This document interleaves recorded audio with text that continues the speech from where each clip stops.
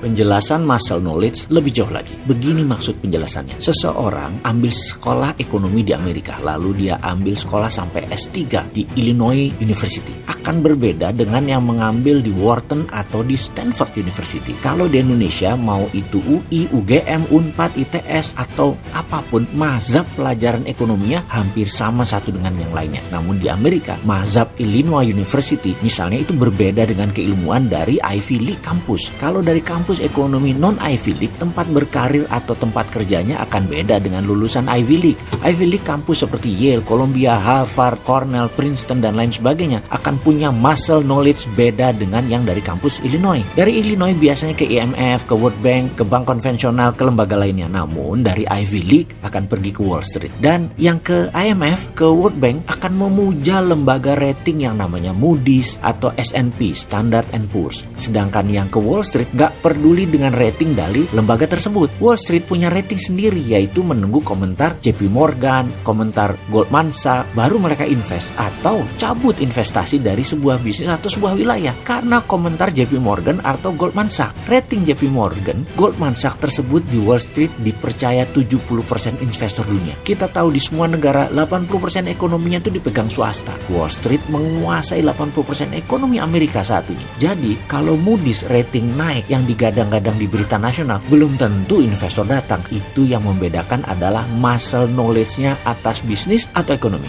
Tapi kalau JP Morgan bilang baik, apalagi excellent, maka dalam hitungan jam billion dollar mengalir masuk ke sebuah negara, atau misalnya negara tersebut Indonesia. Dalam mengelola negara ada satu pesan penting. Hati-hati pada siapa kita bersandar atas perputaran ekonomi. Bersandar ke IMF atau ke non-IMF. Non-IMF adalah private sector. Di zaman Pak Harto kita bersandar di IGGI untuk dana Eropa, untuk ke Jepang CGI, dan untuk ke Amerika CSIS networknya, lembaganya, think tanknya. Setelah Indonesia disikat Amerika dengan reformasi baru, IMF masukkan kita sebagai pasien. Itu trap, itu jebakan. Dan sampai saat ini kita masih bersandar di IMF karena muscle knowledge yang mengelola negaranya hanya taunya itu, nggak ngerti ada muscle knowledge ekonomi yang lain. Jadi kalau hal ini nggak jalan, solusinya bagaimana? Ke depan, ya ubah timnya. Jangan pakai muscle knowledge yang lama. Ubah mindset dengan mengubah orangnya. Dan kita tahu, ubah mindset itu tidak mungkin jika tidak